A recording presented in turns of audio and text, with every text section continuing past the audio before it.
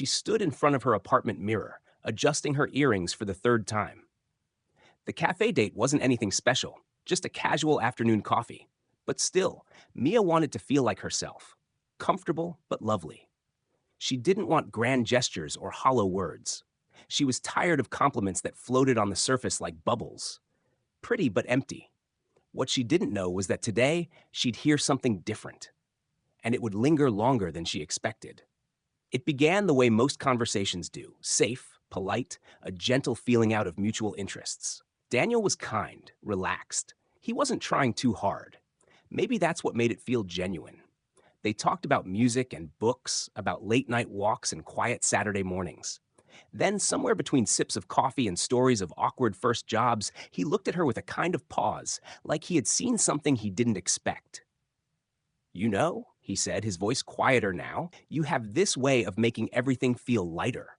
Like when you talk about things, even serious stuff, it doesn't feel heavy. You've got this calm energy. I didn't realize how much I needed that today." Mia blinked, not because she didn't understand what he meant, but because no one had ever said it to her before. Not like that. It wasn't about her looks. It wasn't about her clothes. It was about the effect she had on the space around her, about how she made someone feel.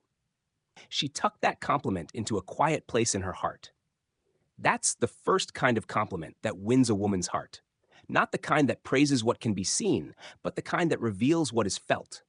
Complimenting her presence, her impact, the way her energy shifts a room.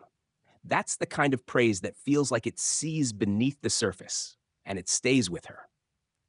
Later that week, they met again, this time for a walk through the park.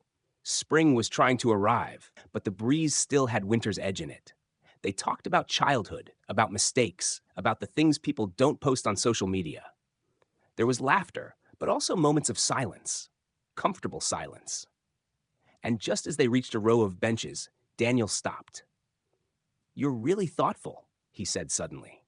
"Not just polite, really thoughtful. The way you remembered what I said about my sister, the way you asked about it today, like you actually cared. I don't meet many people who pay that kind of attention." Again, Mia felt something shift. Thoughtful. Not nice. Not sweet. Thoughtful. It implied something deeper, a sharpness of mind paired with kindness. It meant he saw her attention, the way she stored details not to impress, but to connect. It made her feel known. That's the second kind of compliment that lingers, the kind that acknowledges a woman's mind, her memory, her emotional intelligence. Too often, women are praised for being easy to talk to or kind, but when someone notices the precision in how she listens, how she remembers, how she understands, it reaches a different place entirely.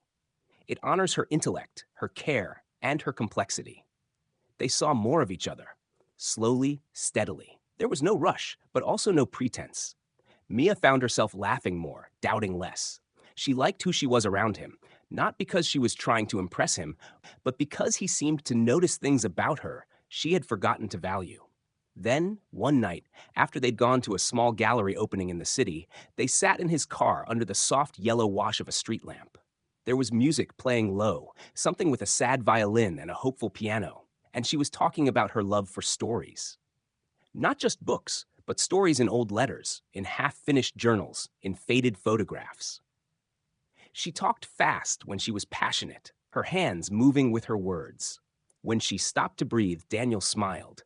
Not the amused kind, but the kind that said he was watching, listening. "I love how excited you get when you talk about what you love," he said.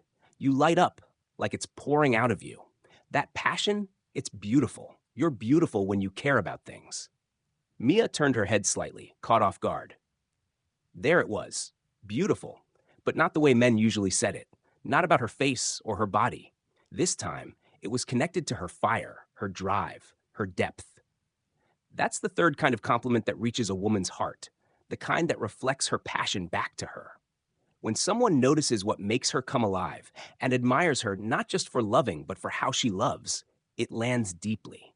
Because women often silence their enthusiasm for fear of being too much. But the right words said honestly give that enthusiasm room to breathe. The truth is, most women don't want to be flattered. They want to be seen, noticed in the in-between moments, for things they didn't realize were noticeable. Compliments that sink in are rarely about appearance. They are about presence, about emotional detail, about depth. Months later, Mia would think about that first compliment on a rainy Sunday afternoon. Daniel was in the kitchen making tea, humming to himself. They weren't perfect. No one is.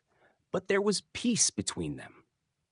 And she realized, as she pulled a blanket over her legs and opened a book, that something in her had shifted. She felt loved in the places she had once considered invisible. And that, perhaps, was the most beautiful compliment of all.